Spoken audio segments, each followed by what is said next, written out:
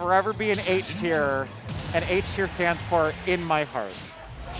All right, so now we have Water Sword against Fire Sword. Greninja versus Roy as the losers finals for the right to face Aiken, who is waiting in Grand. You say Water Sword versus Fire Sword, or you mean that this is a match between two completely different types of Pokemon? I knew that voice was going to unretire before this session ended. I'm so sorry, and that's not sorry at all. And the overlay will be changed momentarily. That is IceKnight on the left playing Greninja. That is where we are at here in Losers Finals. This is the 1, 2, and 3 seeds, I believe, of the tournament. Are you trying to tell me that Radacious didn't somehow get an extra triple elimination life? Hey man, triple elimination brackets don't work. I'm down to test a lot of things, but that's not one of them. All right, IceKnight tries to go low with the back air edge guard against Revolver, but this is the polar opposite version of interactions with Steve and Roy that we just saw. This is Greninja Roy, where instead of having really abusable hitboxes and small hurt boxes, you have low profiling, you have speed, you have conversions that are two-piece heavy hit combos. You have aerial mobility that can completely invalidate Roy off stage if he gets a chance. Greninja is the, you can quote me on this, Greninja is the best character in this game that has never won a major. Why do you think that is? I think that before the recent growth of Greninja as a character, I think that the regions that the best Greninjas played in were a little bit more difficult than maybe they could have been. And I think that the players who were championing the character 3 years ago were not quite prepared yet to handle some of the best players and characters in the game. Now I think we're getting to the point where they are. I also feel like Greninja's properties as a character lead him to a different sort of player experience. No character in this game has the same jump height as Greninja. Not a single one. Sorry, I didn't mean to start laughing, but the Roy stream gets me every time without fail.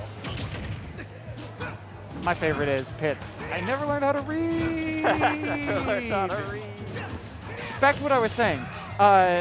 Greninja's jump height property is different from every single character in the game. He moves fundamentally different from every other character, and there's a learning curve that comes to that. He's weird. He's weird. Man, he is so weird, but he's so cool. Like, so I feel like we almost had to have 2 games worth of people willing to work with those sort of constraints, these non-smash staple constraints, to really bring out a level of expression that we're seeing here with IceKnight's gameplay. Yeah, IceKnight, I think, is the perfect player to champion a character like Greninja. It's not often where you see players who really find the character that suits them. You know, sometimes you'll see really good players who kind of bounce around. You know, we have Ned in Chicago. He's done Pokemon Trainer things and Sephiroth things. We and have Cloud Pat things. Diesel, who switches between Bowser and me Sword Fighter and maybe Sonic now and Meta Knight and this character and that character. He's a very good player, I swear. He can even top 8 in admission. But, you know, he just hasn't gelled with that one character like IceKnight has. If only he could be a little bit more like IceKnight. I am getting roasted by my colleague here for some reason, but I'm not even the only Unrivaled person who has characters right now. Oh gosh, I never could pick a character in this game. I'm not even talking about you, Mr. Production back there, who plays 19 characters and whose banner is the random button. Anyway, currently in the game, these are actually 2 players who I think their character suits them very well. IceKnight plays a fundamental type of neutral that's passive in a way where he wants to capitalize on the few hits. Good tech. Wow. Greninja can absolutely capitalize on those hits in neutral. We saw a lot of down tilt up smash combos and dash attack combos, for example. And the best scream of all time. And that was an excellent catch way at the top of the screen. Are you talking about Roy's or are you talking about mine? No, I'm talking about Roy. Yours was not a scream. Yours was a ooh. Exclamation. You can mark that. It was your best version of Automatopoeia. That's all I got. My commentary has been reduced to noises because of IceKnight. Noises that when written have an explanation after them. Okay, nice. Going way out there. Revolver hitting the forwarder, and we've been seeing that from him a lot today, where his edge guards have been fearless for a character like Roy. I know. One stray hit while he's out there will spell certain doom, and yeah, he just does it. And with those strong sweet spots in the center of the sword, I'm scared of any Roy that goes out there. You know, I've talked about, you know, with a number of players, including Revolver himself, you know, like, what brings you to the next level? Like, how do you maintain this high level of play that you've had for the last couple of months, this dominant, like, really top 5-esque season he's put on so far, if not top 3? And I think a lot of people's answer to that question has been, you know, when he can slow down the tempo for Roy's favor at the right times. Revolver apparently said, nah, screw that. I'm going to get more aggressive. Watch this as he flies off stage taking stocks against people in the magnifying glass as Roy. You said a very similar thing about Archetypes earlier, and it's a fair comparison. We saw how they played similarly in their set. I think it's fitting with Roy. You need to apply that pressure. You need to make them feel scared in those moments. So that they make the hesitation, so that you get those confirms. I like it. I'm enjoying watching it. Yeah, and that it is a thing that Revolver does, is he knows how to put scary hitboxes in a lot of places at the same time. However, one of the people not fazed by it from playing him so much is IceKnight, who takes the second game. 2 games that were relatively close. Look at him. He's unfazed. He's absolutely unfazed. He is big chilling. He is being chilling right now. About as much as he possibly could be. Riding high off of a top 32 big house placing. And, the highest place shout in out, Illinois shout out to IceKnight for that. Congratulations. That is a huge placing. It's even better than my big house placing back at the Big House 5, where I got 65th. Yes, you did. It's even better than my Frostbite placing in the first Frostbite, when I got 33rd with a nothing but roses and Samus bracket while playing Meta Knight. Would you believe, though, that people aren't here to hear about us? No, they are here to... Well, I don't know. Maybe they are. Maybe they're having fun at home. I know I'm having a good time. I am, too. These drag-down side beats from Revolver have been so nasty because they create an entire level of gameplay where, like, when you want to play against Roy, you kind of want to be at specific angles to avoid some of his stronger options. And that takes away one of those angles. As getting off the ledge, he gets the dumpster down air spike. That looked like it hurt. I'm spelling out all your noises in my head with exclamation points. Thank you. Automatopoeia. You know, one thing I really appreciate in this moment is with your coaching of IceKnight, your insight into actually what Greninja does. I have a famous story of fighting a Greninja the first time that I ever did in bracket. And I had no idea what Greninja did, and I asked my good friend Xylus for advice on the matchup. And all Xylus had to offer in that moment was, watch out, he has a dash attack. That was actually a spot-on impression. And believe it or not, he did in fact have a dash attack, and he used it a lot in that matchup. It's a good dash attack, but... It is the best dash attack in the game. Is it? I think so. In Ultimate, for sure. I think it definitely... No, not in Smash 4. But in Ultimate, I really think it has the best argument of any dash attack in the game because it does everything. It is explosive, it has no end lag, it converts into almost Greninja's entire kit, and at various percentages, it's just up to you to figure out which pieces it evolves into. It crosses up on shield, does it not? Yes, it does everything. It is about as versatile as Ike's Nair. That's huge. Yeah, it can do everything. The only thing it can't do is take a stock with a dash attack, but really it can because you're doing the dash attack into the move that takes the stock. Yeah. IceKnight is just applying insane levels of pressure. He was behind a good chunk in this game while we were talking about Greninja. And while we talked about him, I guess we powered him up a little bit. Well, you know, from the sage advice of my dear friend, watch out. He has a dash attack. You know, it's a good piece of advice as that back air not quite going to take the stock. Revolver that time opting to not go all the way out, but he gets the weak hit down air into the back air. He took that headset off to talk about that so fast.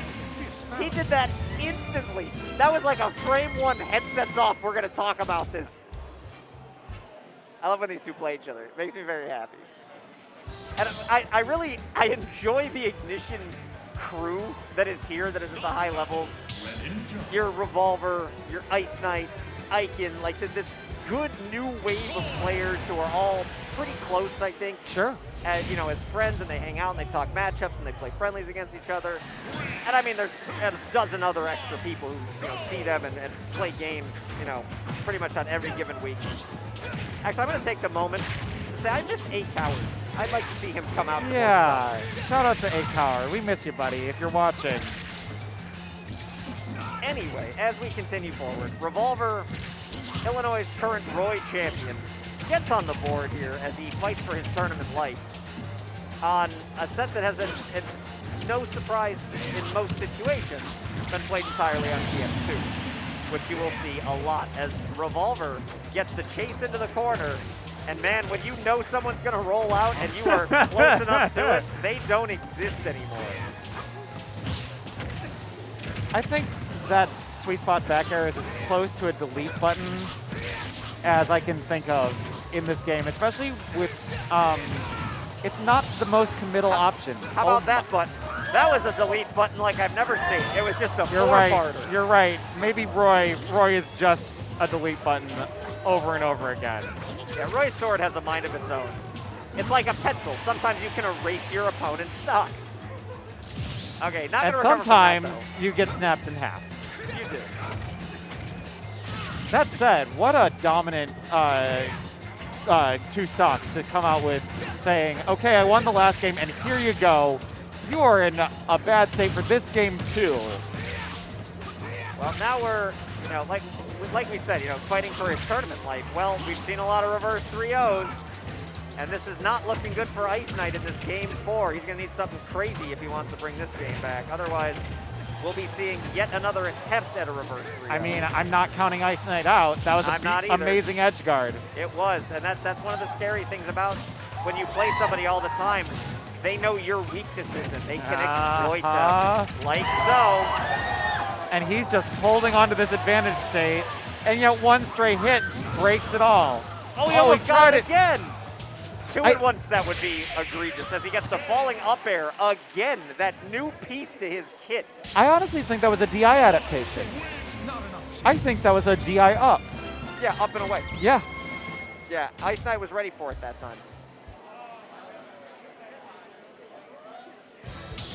So there are a lot of people behind us. So if you hear a little bit of screaming, it might surprise you to know that it's actually not for Smash in that case, because there is, I believe, another grand finals going on for Dragon Ball right behind us. That said, the FGC has quite graciously provided us a home here at Roundhouse.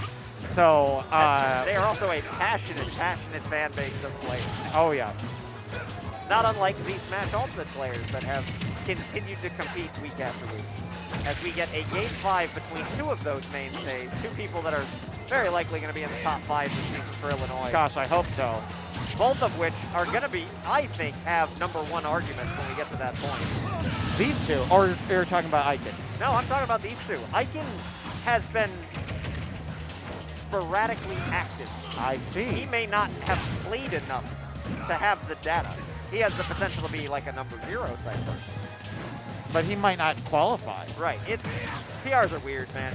I just tell everybody play and let us worry about that part, because power rankings were invented by sports organizations to just say, hey, in the last 2 weeks or 3 weeks, this is how good people have been.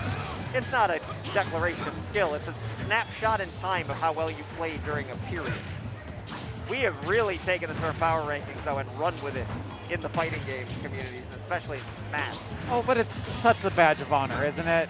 Oh, yeah. It's a goal to work towards, and there's nothing wrong with that. I have long said, since the day IceKnight played his first offline tournament, I said this dude has the potential to be #1 in Illinois. He has the best natural neutral I've ever seen. And we're seeing that in this game. This is quite the lead. Yeah, this is quite the lead. He also has an excellent work ethic in this game, too. He really has figured out pieces of the game, matchups he doesn't understand. And he's not afraid to grind it out and just kind of play the game to learn it. Not just for his character, but the game itself, which I think is more important than even learning a character. So Pete, tell me what do you think happened here? I don't really think Revolver's run out of steam. Do you think it's that IceKnight just adapted? Do you think he got into Revolver's head, or he just had some good interactions that pulled him ahead? I think it's that he had good interactions that pulled him ahead. Revolver seems like he's playing fine, but it looks like IceKnight's adaptations were shielding some of the hits that normally would have gotten the combo starters going and getting really strong punishes. Such as what ended that game. Yes, and that story of Game 4 was basically that. Every time Revolver tried to get something going, IceKnight had the aggression timing down of Revolver and punished it to the maximum, as IceKnight going to win that set 3-1 and move on to Grands. As these three just all kind of hanging out there. Icon sitting down now, getting himself prepared for Grand Finals, as we have one, maybe two more sets in this tournament. And shout out to Revolver. Like, that is a hard-won third place. That is some really wonderful gameplay. Yeah, that was not an easy bracket for him. That was a run. Revolver had probably the most notable upset happen to him. He lost to OKS, who got 9th today. OKS 2-0'd him in the Roy Luigi matchup. So Revolver went to losers early and played